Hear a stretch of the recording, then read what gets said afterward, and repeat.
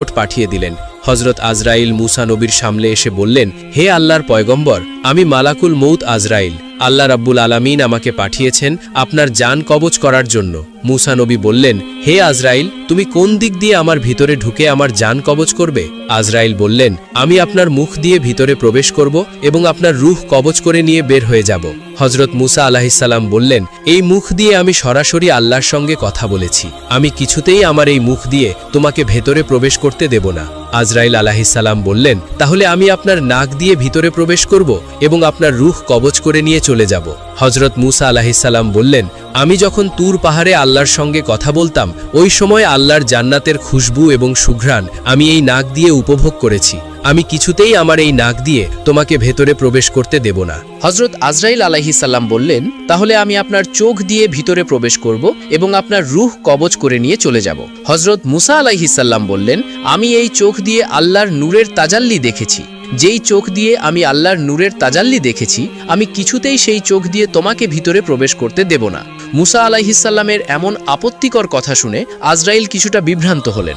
আজরাইল সামান্য রেগে গিয়ে বললেন, হে আল্লাহর পয়গম্বর মুসা, আল্লাহ আমাকে অনুমতি দিয়েছেন আপনার জান কবজ করার জন্য। আমার যেভাবে ইচ্ছা আমি সেভাবে জান কবজ করব।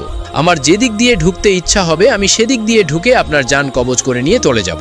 আজরাইলের এমন কথা শুনে মুসা আলাইহিসসালাম প্রচণ্ড রেগে গেলেন এবং রেগে গিয়ে আজরাইলকে অনেক জোরে একটি থাপ্পড় মারলেন। মুসা আলাইহিসসালাম আজরাইলকে এত জোরে থাপ্পড় মেরেছিলেন যে সঙ্গে সঙ্গে আজরাইলের একটি চোখ মাটিতে খুলে পড়ল।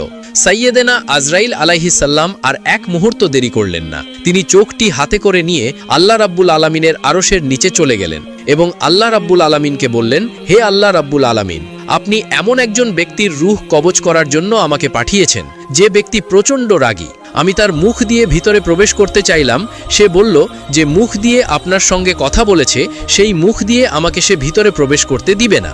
অতঃপর আমি নাক দিয়ে প্রবেশ করতে চাইলাম, সে বলল ওই নাক দিয়ে সে আপনার জান্নাতের সুঘ্রাণ এবং সুবাস গ্রহণ করেছে, ওই নাক দিয়েও সে আমাকে ভিতরে প্রবেশ করতে দিবে না। এরপর আমি তার চোখ দিয়ে ভিতরে প্রবেশ করতে চাইলাম, সে বলল সে যে চোখ দিয়ে আপনার নূরের তাজাল্লি দেখেছি সেই চোখ দিয়ে আমাকে ভিতরে প্রবেশ করতে দিবে না।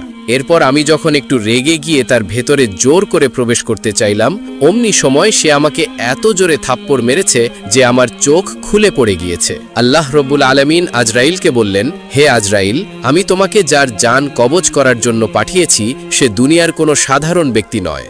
আমি অতীতে যতগুলো নবী রাসূল পৃথিবীতে পাঠিয়েছি এবং ভবিষ্যতে যতগুলো নবী রাসূল পৃথিবীতে পাঠাবো সবগুলো নবী রাসূলের চেয়ে এই মুসার রাগ অনেক বেশি। তুমি তো প্রথমেই ভুল করেছ। তুমি